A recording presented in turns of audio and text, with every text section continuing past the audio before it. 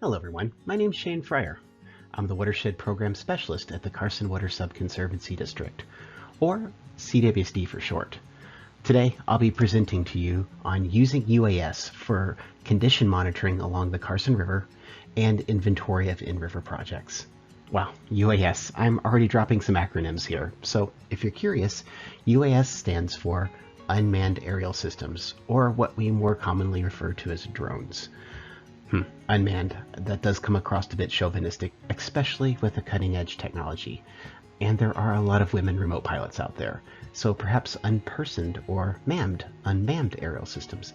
Anyway, I do digress. The intent of our project was to develop and evaluate applications for the use of drones to observe in-stream processes, to monitor our river projects, and inventory and assess our in-river infrastructure. Could a bird's eye view help us evaluate the health of the Carson River watershed? Can we use drones to collect useful data that's actionable? Well, thanks to our partnership with the Nevada Department of Environmental Protection, NDEP, and a grant from Water Pollution Control Section 106, today we can begin to answer some of those questions. We'll be talking about CWSD's tested drone applications and our findings. So my goals in this presentation are really threefold. For the primary goal, I want to broadly evaluate the data sets that we collected under the 106 grant. This exercise was exploratory in nature. We used drones to collect video and imagery for a host of applications. Each application we checked accurateness, applicability, and interpretability of generated products.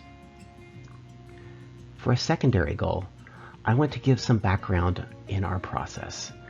This isn't meant to be a tutorial. That would take way too long. However, it's important that you understand both the hardware and software we use to complete our grant.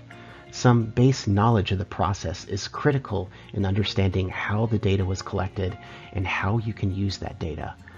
To be honest, I'm really looking forward to following this discussion after the presentation and getting to know if any of the applications we demonstrated was useful to your projects. My final objective is luckily the easiest. I want to impress upon you the beauty of the Carson River watershed. All the imagery and video within this presentation has been taken from along its 205-mile length of the reach. And in the bottom right-hand corner, you'll see where each image and video was taken.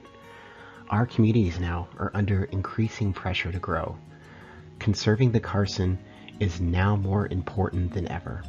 Its pastoral viewsheds, open floodplains, riparian habitats, and the remaining unimpinged waterways provide for a quality of life that can easily be diminished.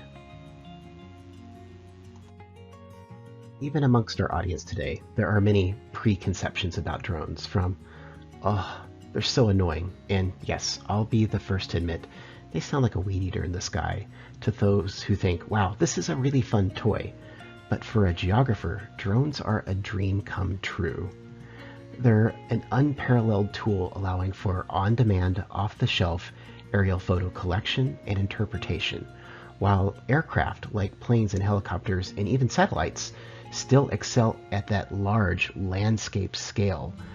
At the project level, 100 acres, so your bend on the river or your construction site, a reasonably spec'd quadcopter-style drone can provide superb resolution, repeatability, and safety at a cost minuscule to the alternatives. Let me start by qualifying this discussion. Presently, there are a large variety of drones out on the market. Some aren't much more than toys. Others are specialized for racing or doing flips and tricks.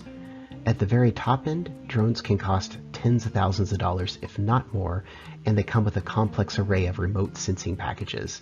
This may include LiDAR or RTK real-time correction GPS. However, for our project, we wanted to stay within a budget and a user proficiency that our agency colleagues, conservation districts, and nonprofit partners could access.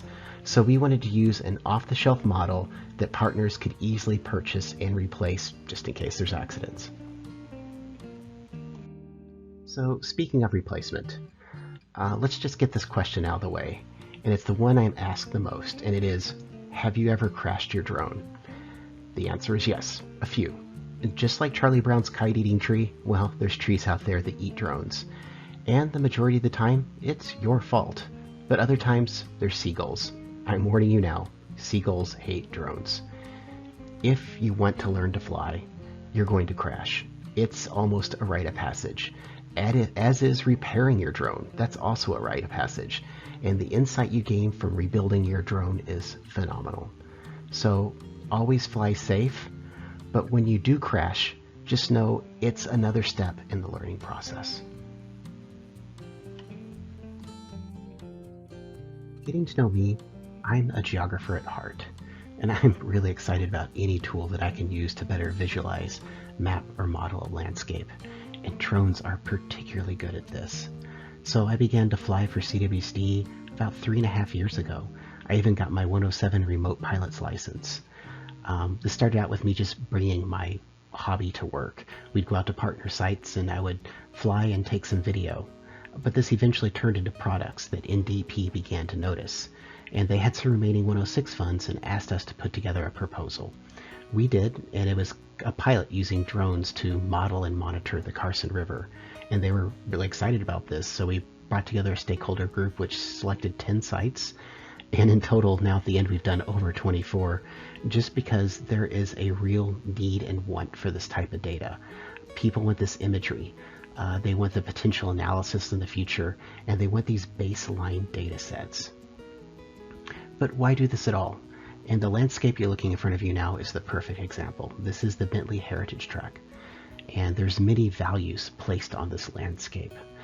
You can see the open space and the agriculture here, and so there's a ranching value placed on this landscape. There's also trails here for hiking and mountain biking, fishing and paddling, and so there's a recreational value here. There's also lots of wildlife with the riparian, birds and fish, so that wildlife value. And one of the final values here is this land is used to convey floodwaters, and they help protect our communities. So there's that value too. And as you see in front of you, the river bends and meanders through the Bentley Track, and then it goes straight for almost a mile. And this is actually a project done post-1950 to help convey floodwaters out of the Carson Valley quicker. And what that does is it sends it to Carson City and Dayton. But often what we see is applications placed on the landscape don't account for those values, and sometimes they're in contradiction. So what we hope is by getting up above the landscape, having these holistic reach views, we can start putting applications on the landscape that encourage resiliency, that encourage stability on the landscape, without contradicting the values that we place on the landscape. When we talk about using drones to collect data, what we're really talking about is their ability to collect 4 types of data or classes of data, and these are their primary data sets. And the first 2 are very closely related, and that's the ability to collect images and the ability to collect videos. And both are collected through the camera mounted on the drone, and they're usually attached to a mechanical stabilized arm. At present, both image and video quality are excellent for our applications, but they keep getting better. With larger sensors and better lenses, we'll continue to see this visual improvement. Third type of data is locational data, or GPS, and already drones can locate themselves and geotag their output to within about 3 meters on a good day. This is where off-the-shelf drones can really improve in the future. The positional difference between our equipment we use for this project and higher-end RTK, or real-time corrected drones, is day and night, but so is the price, and this largely affects elevation. Latitude and longitude is still quite good, and the images they geolocate are pretty correct, and even the relative elevation models that you can create as a derived data set are still interpretable. And that brings us to our 4th type of data, which is instrument data. We're talking speed, altitude, azimuth, yaw, pitch, and all these flight characteristics that we use to derive other data sets with. When we talk about a mosaic aerial image or a 3D elevation model, these are derived sets, which this data helps us produce. The first type of data collection I want to talk about is video collection. And this is potentially your most powerful product that comes out of a drone. It's largely interpretive, but oftentimes we're working with communities who have seen this landscape for years and years, and getting them off the ground and above it gives them a new perspective. And we're also dealing with very complex projects with multiple parts. And this is a really excellent way to record your process and give them an interpretation of actually what happened on the landscape here. So what you're seeing is a project put together by the Alpine Watershed Group, or AWG. And they're doing a stream bank stabilization, but kind of in a unique way. So they've excavated a new channel behind the bank here, and they're reseeding it with sod and willow and plants. This is largely a sod-based meadow without a lot of gravel or rocks to it. And so it's really important that they get this vegetation to regrow and root really well before they start adding water and new erosional processes to it. So watch this, and I'll see you on the other side of the video.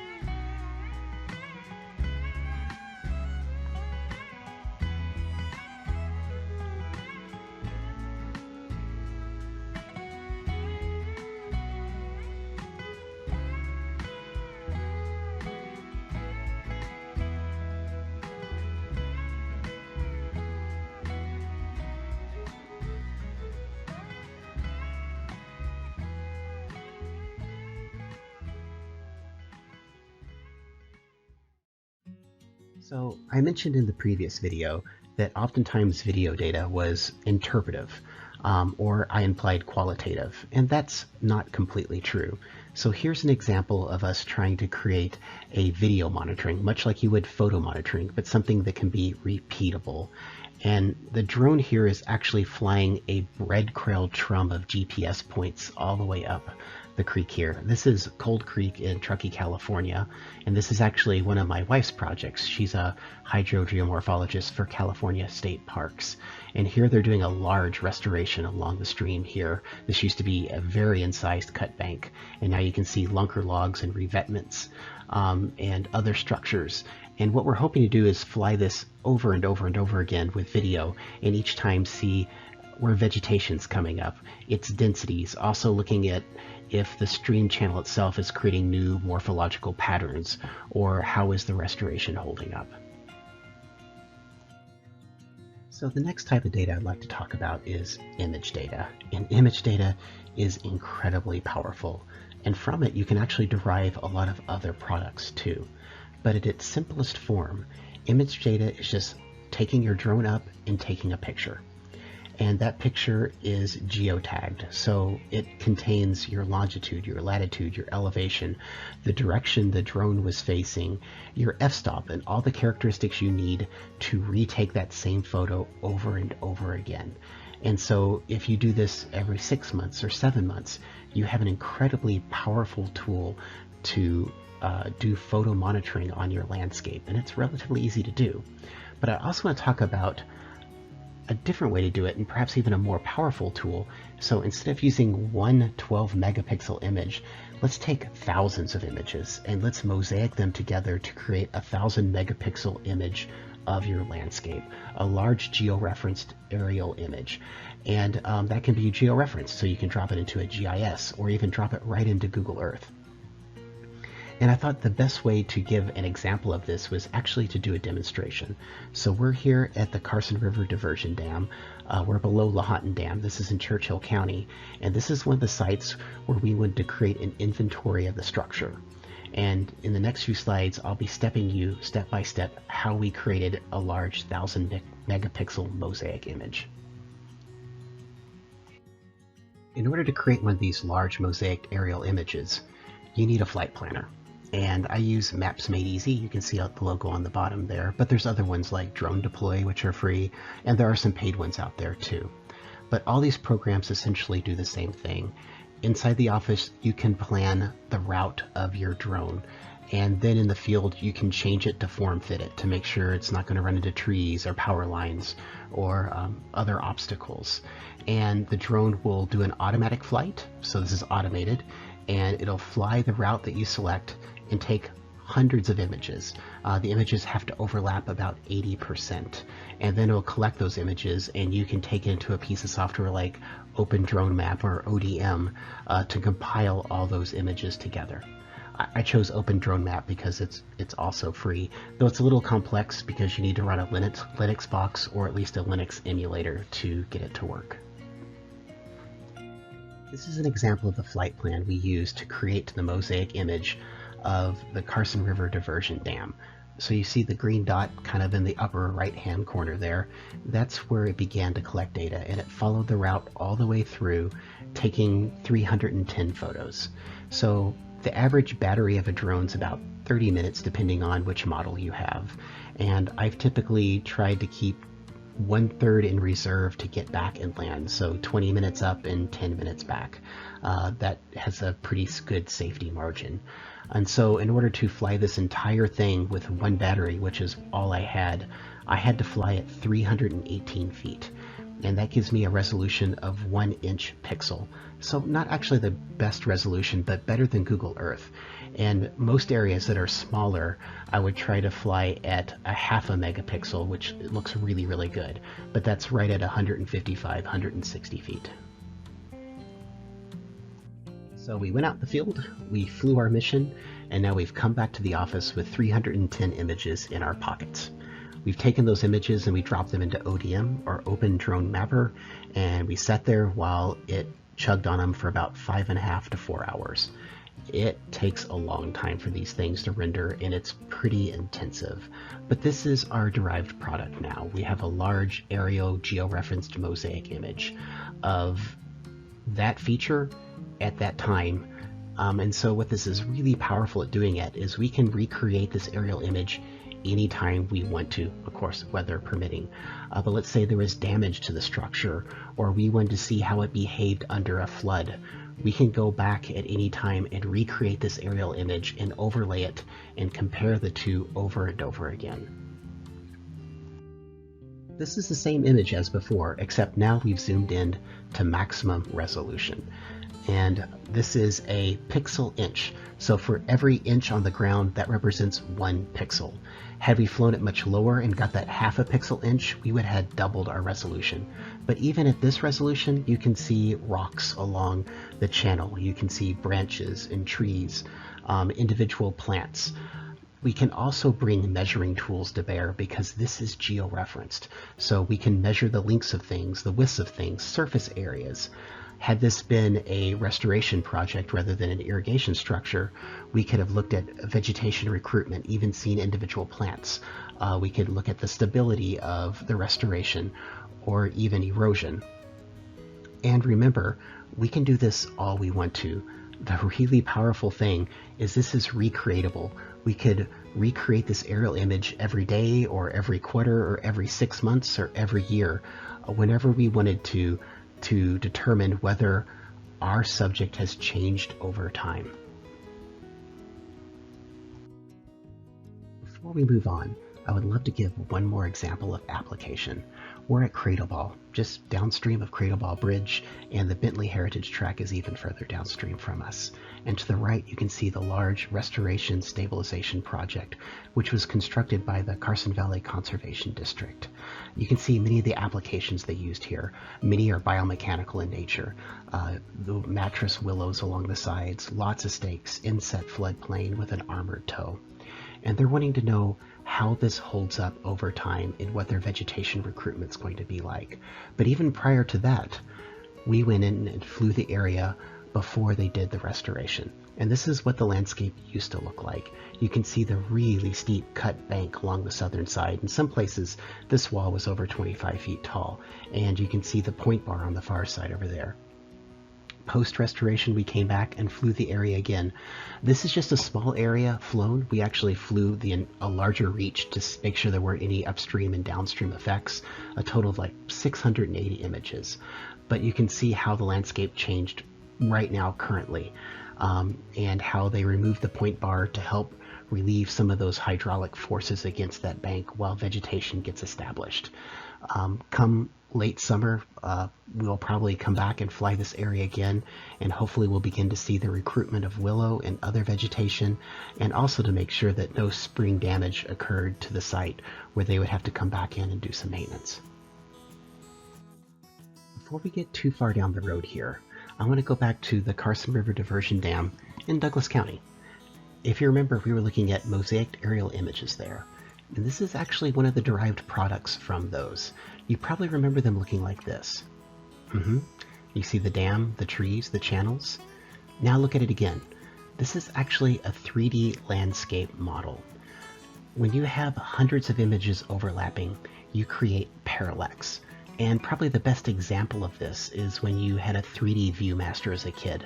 Remember the little red goggles you'd put up and look at 3D images? Well, the same thing can be applied here. You can use algorithms to take that parallax and create 3D models. And there is elevation associated with this, but it should be taken with a grain of salt. This is more a relative elevation model. But there are some interesting things you can do with it and some estimations that you can create. With those 310 images that we collected, we can use those to derive millions of points of parallax.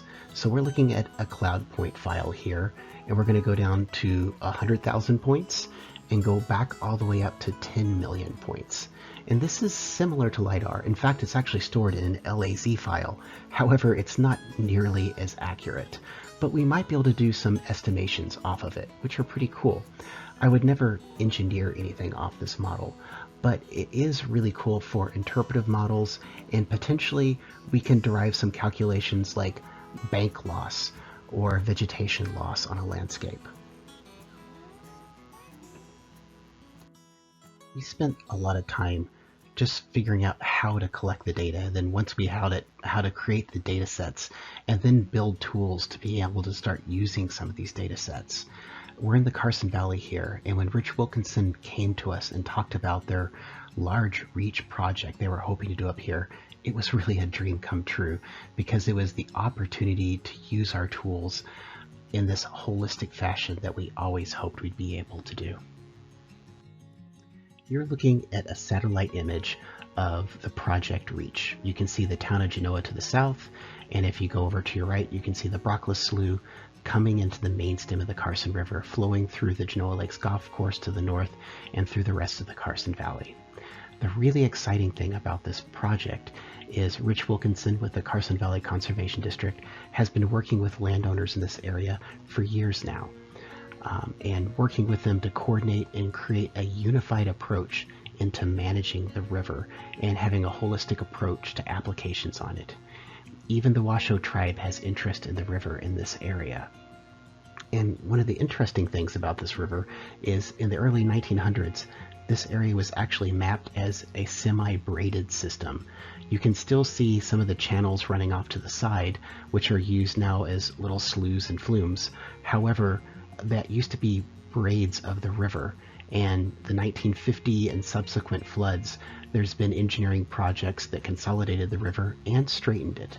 So the landowners in this area are now dealing with a much stronger and faster moving Carson River than what they've had to deal with in the past. The next few slides are intended to show conditions along this reach. We're currently on the Bolding-Sutsey, or the Running River Farm, and we're looking at a really tight bend in the river. You can see the apex and the long cut bank wrapping around the sides here. And unfortunately, you can also see the well and other irrigation infrastructure on that side of the river. That's the erosive cut bank, and it's migrating really fast to the east here. And erosion in itself is not a bad thing. It's a natural process. However, when a river's been consolidated and it's been confined by infrastructure and roads up above, it can become really aggressive, and ranchers can lose a lot of land and important infrastructure. One of the other things I want to point out too is all the images you're seeing were taken by drones. So yeah, either getting up above the land or close to it in really unique ways can be highly interpretive, especially to your funding sources and the ranchers themselves when you're trying to explain the geomorphic processes that are occurring. On the Page Ranch, a little further downstream, you can see similar conditions exist here too. This was actually a straightening of the river that occurred post 1950, and that accelerated the water and increased its erosive ability. And you can see the high cut banks along the side here, even where they tried to armor them in the past, and a lot of that's been undermined and torn away. It was really exciting to get invited to participate in this project, and the first thing we did was get our drones and just mapped any section of the reach that we possibly could where we had permission to be. And this gave us one really important data set. So now we have a half pixel resolution aerial image of this entire reach, and that is pre-restoration or any activities on the landscape. So this is kind of our photo monitoring benchmark that we'll be able to compare to other activities in the future. What we were hoping to do is be able to use some of our 3D modeling in engineering or some of the interpretation, but at this large scale, when you try to model over broad mile-long areas, the interpolation between points really just began to fall apart, and the data is super suspect. So I think there's opportunities to use it as estimates at small scale levels, but definitely not on a large reach level like this. So we went back after flying 11 missions in this area and trying to map everything, and tried to look at a very small scale area to look at, like a problem that we could focus on. And this is a irrigation dam used by both the Charney and the Page Ranch, and post 2017 it blew out. These are satellite images of the same area you were looking at before. In the lower part of the image you can see the dam itself. In 1994 everything's pretty much intact. In 2016 things are still going good, but post 2017 in the next image you can see the river has inrun around the dam and carved out a huge area off to the far side. After looking at the historic satellite data, we went out and flew this area in high resolution, and then we overlaid the historic banks on the image itself. So the green line is 1994, the yellow line is 2016, orange is 2018, and you can see where it compares to where the banks are in 2020. After creating our high resolution mosaic, we were then able to take all those images and create a parallax point cloud, and from that we could derive a 3D elevation model. Again, this isn't accurate elevation, it's more relative elevation, but the interpretation is there. Because we waited late in the season when the river was nearly dry, you can see a lot of detail on the bottom of the river now. This model also allows us to go back at any point and create new transects and compare that to future models. For our experiment, we wanted to know how much land had been lost in this section since 2016. This is prior to the 2017 event. And if you remember, the green line is 1994, the yellow line is 2016, the orange is 2017, and that polygon represents all the land lost since 2016. So because of our model and our interpretation of satellite imagery, we are first able to calculate the surface area, or 1.2 acres lost. And then we were able to take that surface area and subtract it from our model. And you can see in total, there's been 614 20-yard in-dumps of land taken away from this area in the last 4 years. This is just another really interesting way to look at the map in graph form. So the blue is the current transect of the river, and we applied those loss volumes to the river. So you can see where the bank is in 94, 2016, and 2017.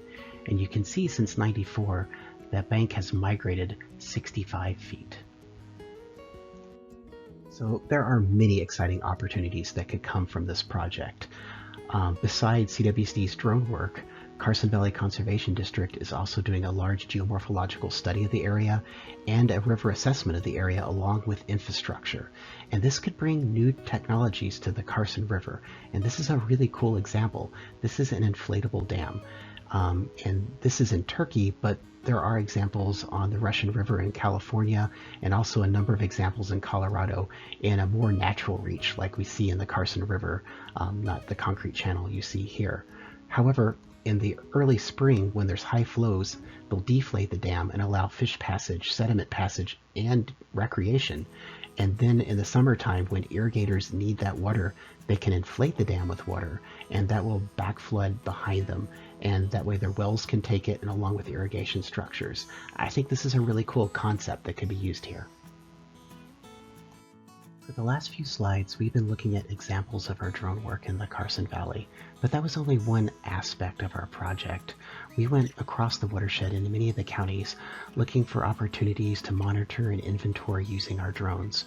We went to our partners and we looked at the restoration projects, both past that could use monitoring and future ones that we could support. We also looked at irrigation structures, wanting to add those to our inventory. And this is another example of a project. This is the Buckland Ditch. This irrigates Fort Churchill State Park and the lands below Buckland Station. One of the problems here is the river makes a really tight left-hand bend and begins to cut back into the ditch again. At some point, they're going to lose the ditch, and so we're beginning to monitor this channel and monitor that migration to help support our partners in potentially a stabilization restoration that could happen in the future. Another really cool project that we got to participate in was American River's Faith Valley Restoration. And they have a novel concept here. They're using beaver dams and beaver dam analogs to help restore the meadow. So beaver dams inundate water behind them, and that water drops out sediment, and this aggrades the river. And so as the bed of the river raises, it pushes the floodwaters out further into the meadows, helping restore the meadows. So we mapped over 2 miles of this reach, and we counted beaver dams, and we tried to assess areas of inundation. And what this does is this will help us assess the current healthy beaver population in the meadow, but also it'll give us a benchmark, so when we begin to inundate new areas, we can see how the landscape begins to change. Before I end my presentation, I just wanted to go over some of the equipment that we used. CWSD ended up purchasing a DJI Phantom 4 version 2, and I'll go over in a little bit why we picked DJI. However, the base drone, 3 batteries, a tablet running Apple's iOS, some accessories, registration services, and mapping software, you're looking around $2,300. That's to get started, and this is what CWSD used for our program. The Phantom 4 version 2 is a newer model. However, you could buy a refurbished model or even an older Phantom 3 or Mavic 2 Pro. They would be adequate for our application. This will save you, potentially $700–800. However, you'll be working with much shorter flight times, a weaker GPS signal, and older cameras. So why DJI? Though many of their drones achieve the needed performance, there's nothing special about their hardware. It's a radio, a GPS, 4 electric motors, a camera, and a controller board. It's actually not that hard to make your own drone. But what DJI currently does well is provide an open SDK, or Software Developers Kit. For many of DJI's drones, this means low cost or even free software is available for mapping. The company's original intent for their off-the-shelf drones was to allow people to fly around and take cool videos.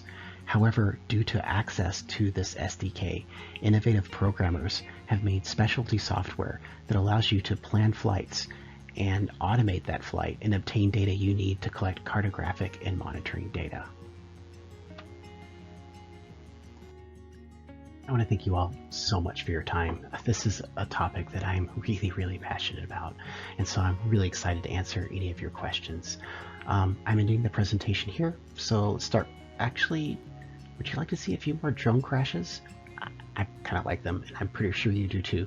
So after this next compilation of drone crashes, then I'll answer your questions.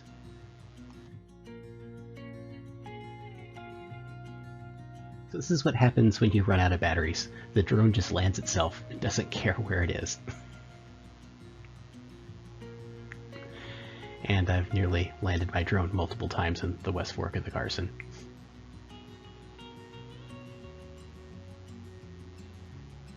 I was mentioning seagulls a little bit ago. They hate drones. Well, chimpanzees, they hate drones too.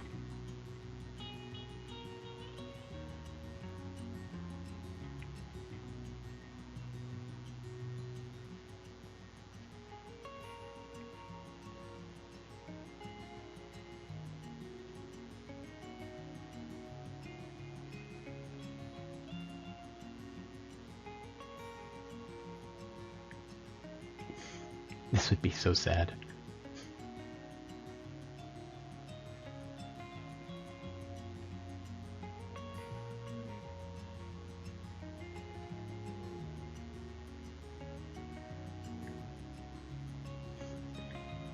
And this will end the presentation.